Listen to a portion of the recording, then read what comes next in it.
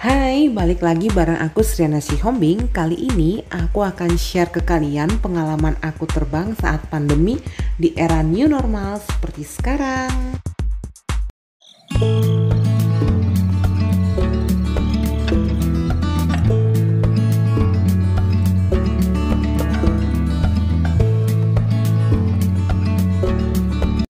Oke, karena aku terbangnya saat pandemi, jadi aku harus urus dulu rapid test. Aku balik ke Kalimantan di dalam penerbangan aku kali ini tanggal 25 Juli 2020. Jadi, secara tidak langsung aku balik ke Kalimantan itu mendadak 1 hari sebelum keberangkatan. Dan aku harus mencari tahu dulu persyaratan apa yang diperlukan sebelum melakukan keberangkatan menuju Kalimantan, yaitu melakukan rapid test. Aku melakukan rapid test ini searching dulu di Google di mana yang ada, dan di Bandara Soekarno-Hatta itu langsung tersedia rapid test yang drive-thru. Jadi kita nggak usah turun, kita tinggal dari mobil. Dan nanti di situ ada pos-posnya di mana kita harus berhenti untuk melakukan pembayaran, berhenti untuk melakukan pengambilan darah, dan berhenti untuk melakukan pengambilan hasil pemeriksaan. Dan di pos yang sekarang ini adalah pos di mana aku mengambil sampel darah aku untuk dites menggunakan rapid test. Apakah aku reaktif atau non-reaktif? Dan surat ini nantinya akan menjadi bekal aku apakah aku nanti bisa flight atau tidak ke Kalimantan. Bagi yang nanya aku tesnya di mana, aku rapid testnya di Suwarna Business Park yang ada di Bandara Soekarno-Hatta. Jadi setelah selesai pengambilan darah, kita menunggu hasil rapid testnya itu keluar. Bapak di mana? Nggak menunggu lama, hasilnya itu keluar. Nah, kita itu dipanggil, dan ketika nama kita dipanggil, kita langsung menuju loket pengambilan hasil pemeriksaan. Dan di sini hasil aku ketika hasilnya keluar itu non reaktif. Jadi aku bisa terbang dengan baik dan bebas ke Kalimantan Tengah.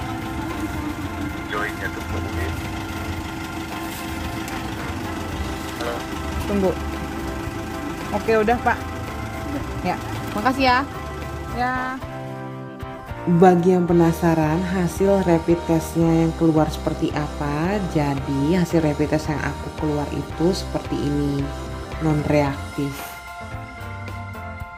Setelah mendapatkan hasil rapid testnya, aku menuju terminal T3 karena aku beli tiketnya itu secara online, dan aku dapatnya itu yang Citylink penerbangan ke Banjarmasin. Oh iya, tadi aku bilang Kalimantan Tengah, tapi aku lupa kalau misalkan aku flight ke Kalimantan, which is itu Kapuas, aku lewatnya selalu melalui Kalimantan Selatan, yaitu Banjarmasin. Nah, ini terminal T3-nya, dan aku diantar sama suami aku dan supir. Oh iya, aku mau kasih tahu juga ke kalian bahwa penerbangan aku kali ini itu jam 10.30. Jadi aku datang di sini, aku udah datang dari jam 8 pagi. Ketika kita memasuki bandara terminal T3 ini dan kita menuju showcase-nya Citylink, kita disuruh untuk melakukan cetak print secara individu, which is itu di mesin Citylink. Dan sini ada mbak-mbaknya. Mbak-mbak ini nggak ada memberitahukan kepada aku bahwa kita harus memvalidasi surat rapid test yang kita dapatkan tadi. Jadi di sini aku benar-benar hanya di brief untuk mencetak boarding passnya aku aja, dan yang mencetak ini suami aku. Jadi setelah boarding passnya ini keluar seperti ini, aku waiting di Starbucks.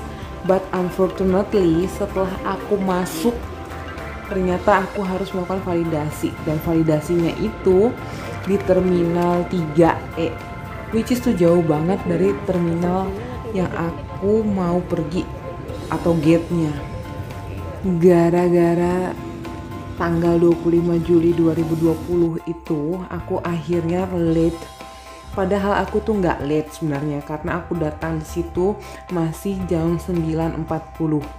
Tapi itu mbak-mbaknya itu yang sangat ngehits bulu matanya itu nggak mau repot sampai akhirnya berdebat panjang. Terus tiba-tiba dia tulis di boarding passnya aku tuh late di 10.13.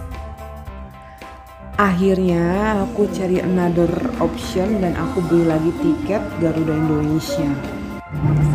Jadi di sini aku pengen share pengalaman aku yang sangat tidak mengenakan ketika terbang untuk pertama kalinya di era pandemi ini.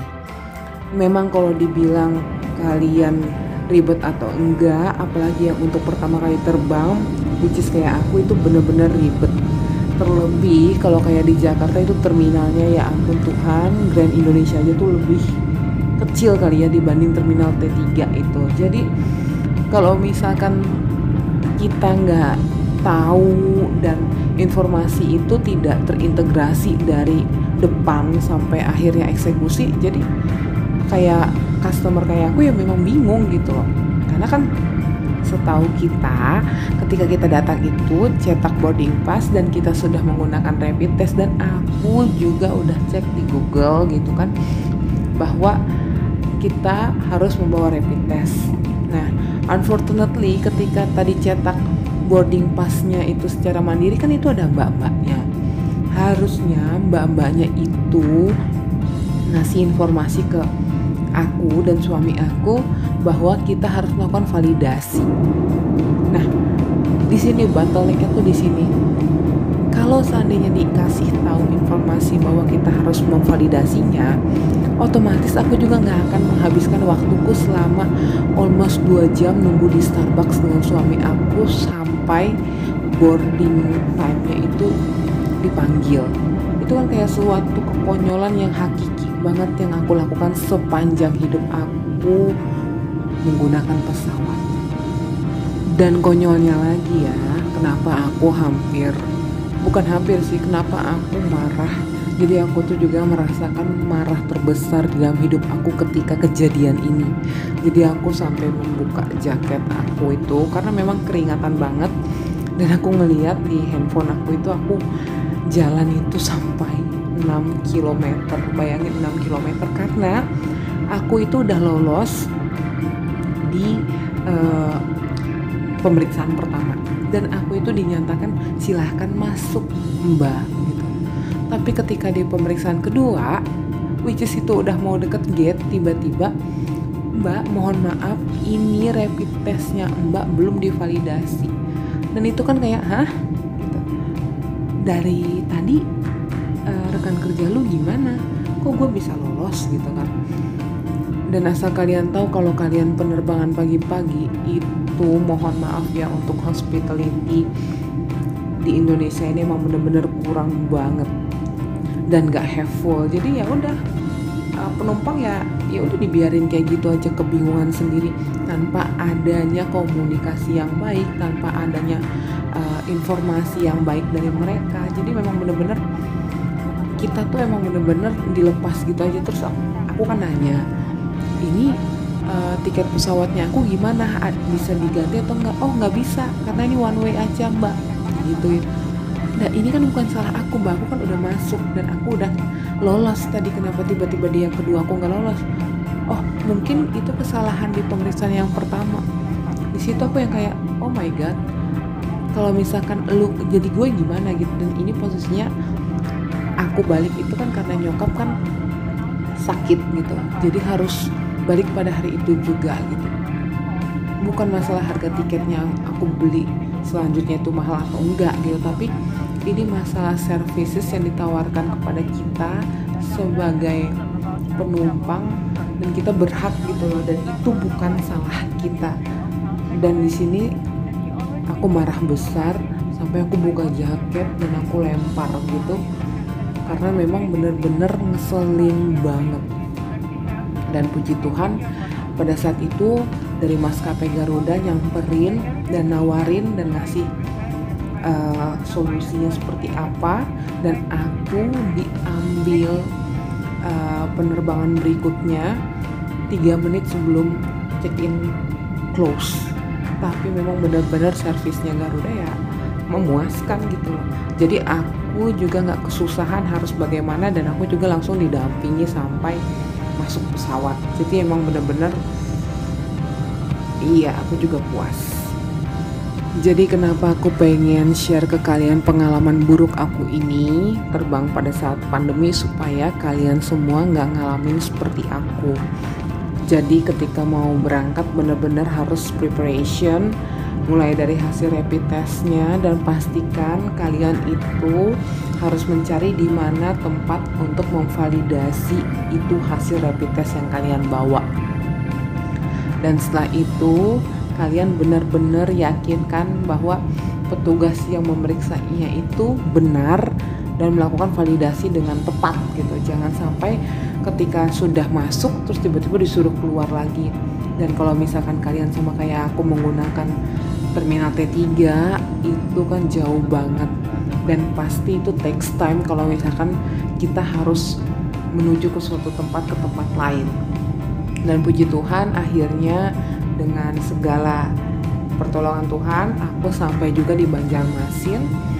Dan ketika sampai pun kita harus mempersiapkan aplikasi dari Kementerian Kesehatan Indonesia gitu.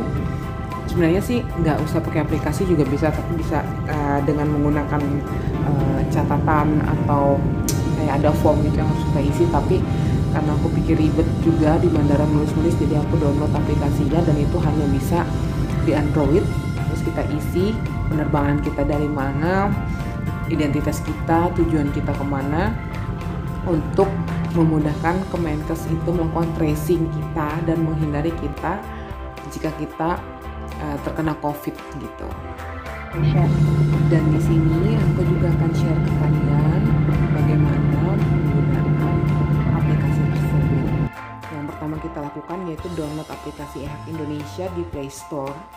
Setelah itu ketika terdownload, tampilannya akan ada di layar handphone kita. Nah, tampilan awal aplikasinya ketika dibuka seperti ini. Klik pengunjung, lalu kita login dengan email kita. Dan ketika kita sudah masuk, kita mempunyai akun eHak kita. Dan kita memasukkan apa yang diminta oleh aplikasi. Di dalam aplikasi tersebut terdapat informasi kita datang dari mana, tanggal kedatangan kita duduk di kursi berapa, dan nomor pesawat kita, nomor pesawat berapa. Dan ini sangat berguna ketika kementerian itu memerlukan data untuk melakukan tracing terhadap orang-orang yang terkena COVID gitu. Jadi demikian pengalaman terbang saat pandemi di era new normal yang aku rasakan. Semoga kalian sama sekali tidak pernah merasakan yang aku rasakan ya. Bye-bye.